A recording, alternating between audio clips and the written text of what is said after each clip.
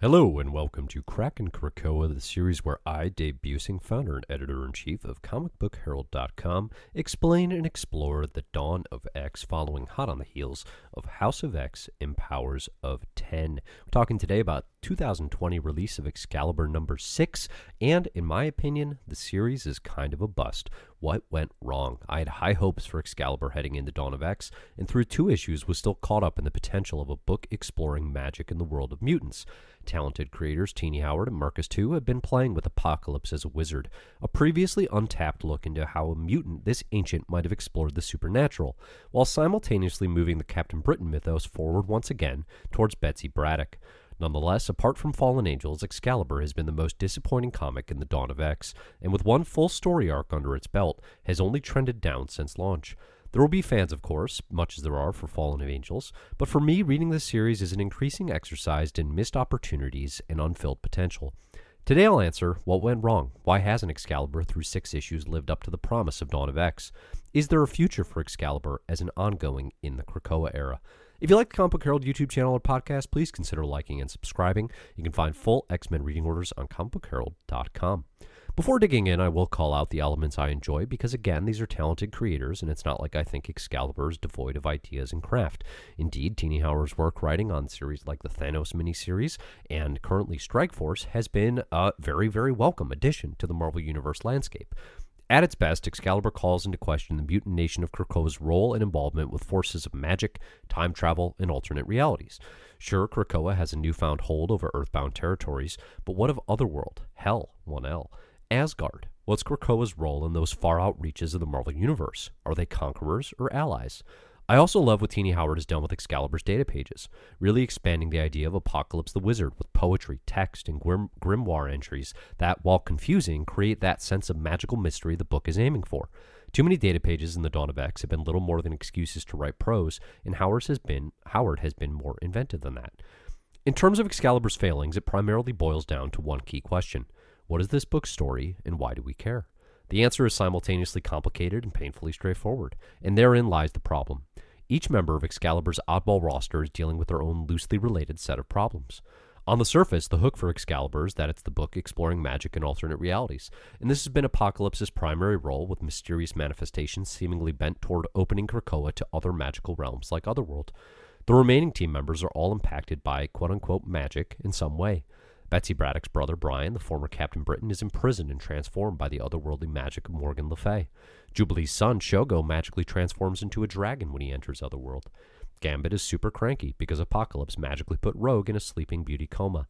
And late entrant Richter is, welcomed with open arms by magical druids with beards. Big picture, apart from Apocalypse and Betsy, it remains unclear why this is the Excalibur lineup, aside from, these characters were available. Now, I know Excalibur is going to be plenty of X-fans' favorite comic. That's great, and I welcome that diversity of opinion around comics. That said, I found so little to grasp onto with this book. The threats facing Excalibur seem to change from issue to issue.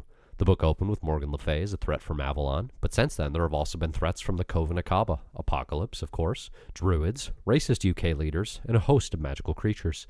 The effect is an Excalibur with a hook. Apocalypse wants to conquer alternate realities on behalf of Krakoa and possibly himself, that keeps getting more and more weighed down by comparatively less interesting threads. The challenge of an all-new Excalibur was to sell readers on this particular lineup and the purpose of this series. To date, I would say Excalibur has not done that.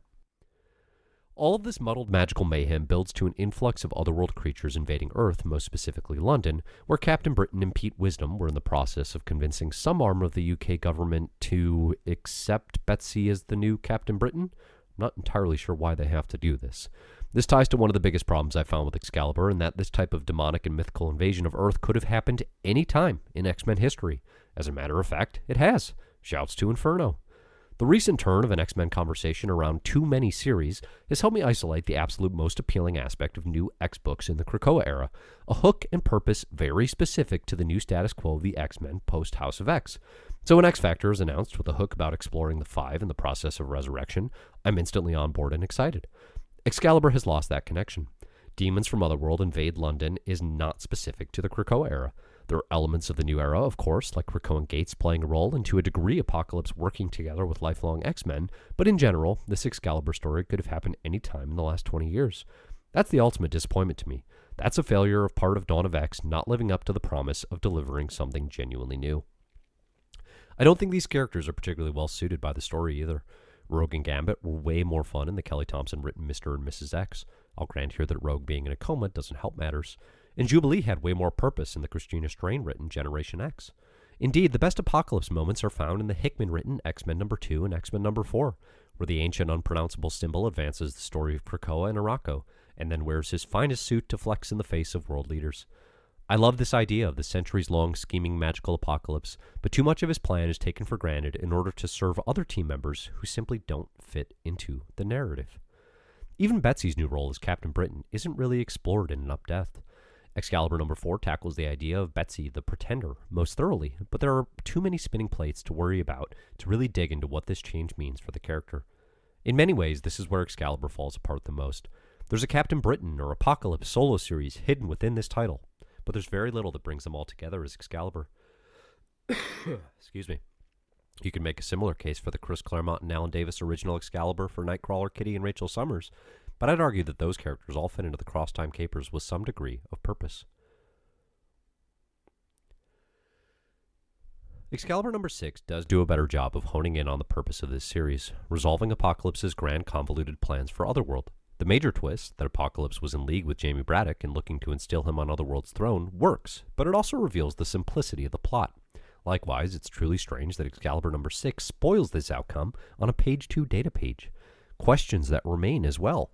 Who was the White Witch all this time? There's been an encroaching White Witch attacking Morgan Le Fay in Otherworld that we didn't see at all in the 6 issues so far. What's the point of Coven Akaba, this magical, faction that is tied to Apocalypse?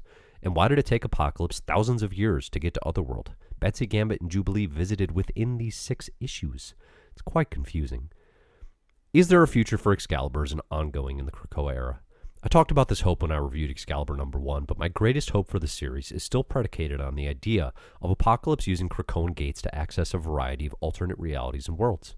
If his plan was just to conquer Otherworld and install Jamie Braddock on the throne, then I don't expect the series' second arc will win me over. I have to be honest, Otherworld is a tough sell to me. Avalon, the magical creatures, it is not something that has been the most interesting. Same goes for the Braddock family. In order to tie all this together, you have Apocalypse and his mysterious manifestations, but again, even that wasn't particularly clear in the pages of this series. What will the second arc be? Why will it matter that Jamie is now leader of Otherworld? I'm interested in the answers to these questions, but again, the road here has not been particularly pleasant. So, there's I'll admit, fairly harsh review of the first 6 issues of Excalibur. I have to say this series just felt like a letdown. Every new issue kind of increasingly so. I feel both like I'm not being hard enough and like I'm being too hard. Again, I think it's important to note, I really like the creators involved here. Howard and Toe are extremely talented, and I look forward to more work from them, perhaps in the X-Men universe in the future. But for the time being, Excalibur is not a book I recommend. It's 5th in my first 6 Dawn of X series power rankings, and it's one I'll be looking at because that's what I do here on Comic Book Herald. But I have to say, I'm not really looking forward to it.